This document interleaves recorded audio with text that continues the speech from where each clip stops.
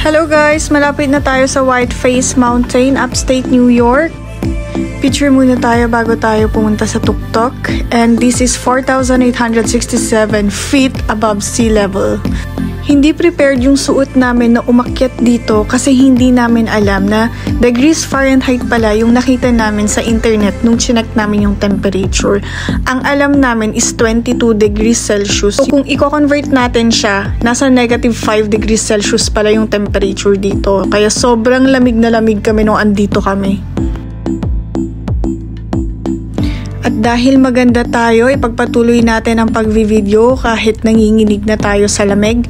Yung kasama ko, si Monet, tumakbo na siya pabalik dun sa may loob ng tower kasi dun may heater. Napaaga lang din talaga yung dating namin dito. Supposedly, dapat midday kami makakarating pero medyo mabilis mag-drive yung kasama ko. Kaya eto, foggy pa siya pero pag midday, mag-clear sky siya tapos makikita mo tong panoramic view including yung Lake Placid. Eto sana yung magiging view natin dito sa summit. Hanapin na natin si Monet para may taga-video tayo. Babalik na tayo ng parking pero dito tayo sa stairs dadaan kasi yung elevator ang gamit namin na umakyat. Pagpagagal mag-ihog, visit! Shit!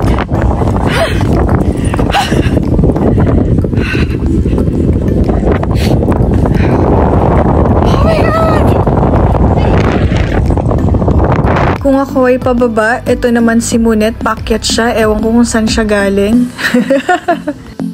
Okay, ano madam? Check the tour guide mo. Malapit na tayo kasi nakikita ko na yung roof ng store, yung kung saan bumibili ng mga souvenir. Woo! We conquer Whiteface Mountain!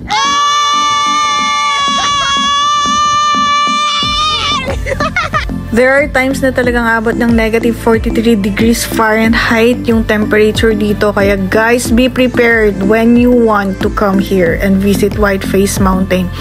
And always double check kung Fahrenheit ba yan or degree Celsius para hindi kayo matulad sa amin.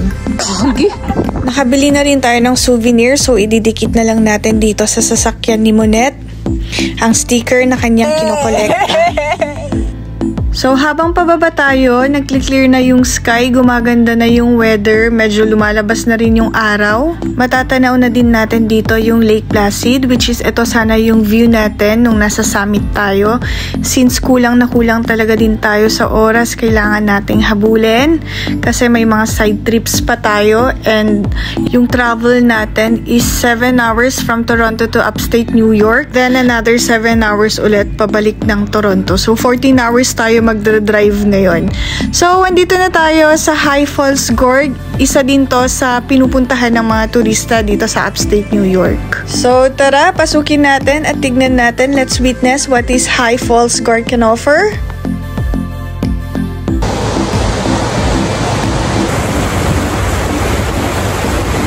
Dito. Asukal de papaba. Ano? Asukal de papaba. Asukal di papa. Okay. Paba, hanap mo. Paba.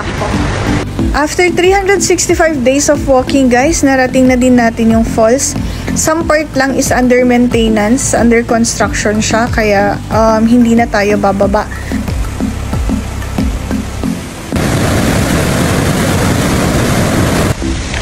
Alright. Whew. Sarap mabuhay pala. Dati pinangarap kong mamatay, ayoko na pala. Yeah. Dami-dami pa palang magandang pwedeng gawin. Ang ganda dito guys.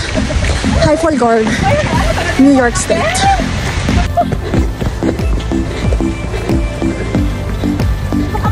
Yes! Just by walking.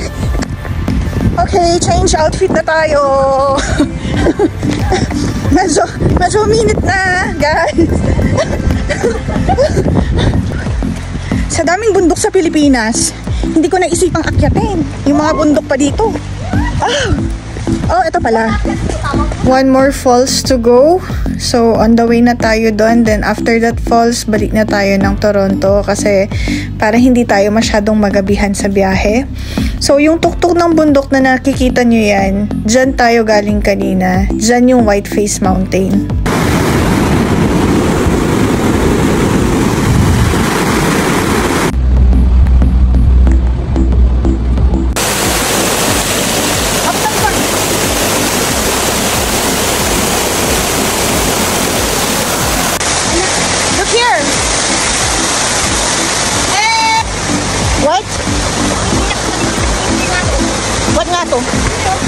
Then let's go up! Paglit lang. Nawawan pa kita namin. Mabata na lang. Siya pa naman kita sa pag-anda. Madala kita. Shit, nagmayat eh.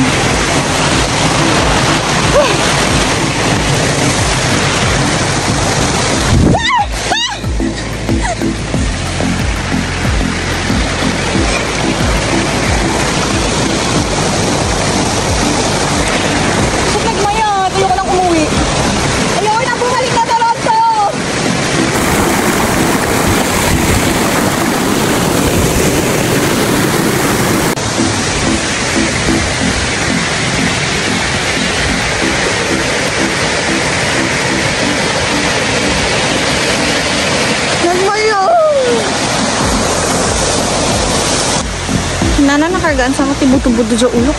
Kato. Oh, shit. Oh. May table din sila dito kung saan pwede ka ding mag-picnic kung kasama mo yung boyfriend mo. Pabalik na rin pala tayo ng parking para hindi tayo masyadong magabihan. Mamadlaw ang di siyang kudjay. Dapat nalundan ko na.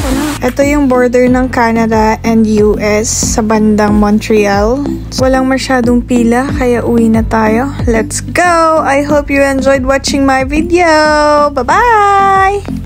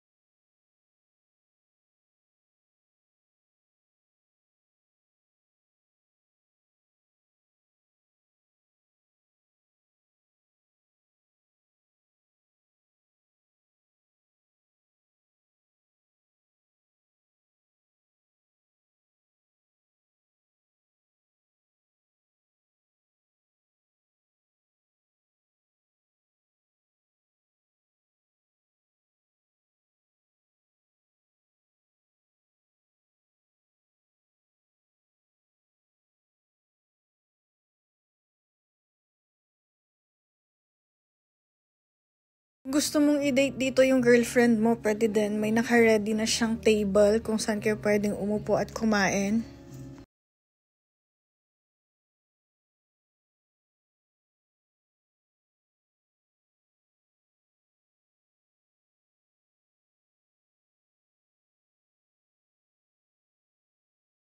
After a long whole day trip, let's go back to Toronto. It's 4:30 p.m. right now, so approximately we will be reaching Toronto by 12 midnight.